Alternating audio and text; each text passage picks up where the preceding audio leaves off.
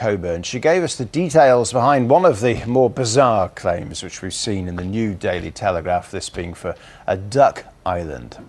It's against Sir Peter Viggers, who's senior Tory MP, who is said to have claimed about £30,000 in gardening expenses, and that includes what's called a duck island, which is said to be an island in the middle of a pond for his ducks, and that's claim was for over £1,500.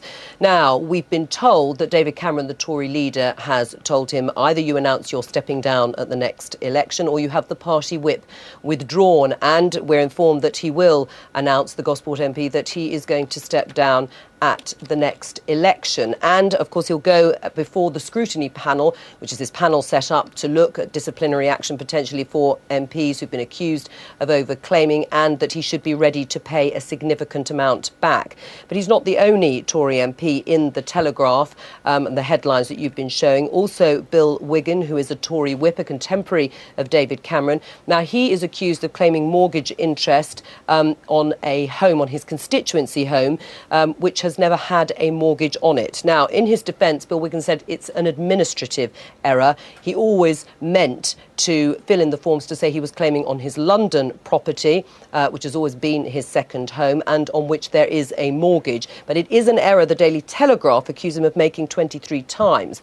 Now, Bill Wiggin, the Tory MP, has said that, he sent the deeds for his London home to the Commons Fees Office, but they didn't clear up the mistake until 2006. And, of course, we'd already heard from Anthony Steen, another Conservative MP, the MP for Totnes, who announced today, or confirmed, that he is also going to step down at the next election. And this comes after revelations that, amongst other things, that he had called in a forestry expert, for which he'd claimed, to examine his trees at his country home. So Joe Coburn there, just going back to the mornings, the new Daily Telegraph, that is Bill Wiggin. Joe's just talking about.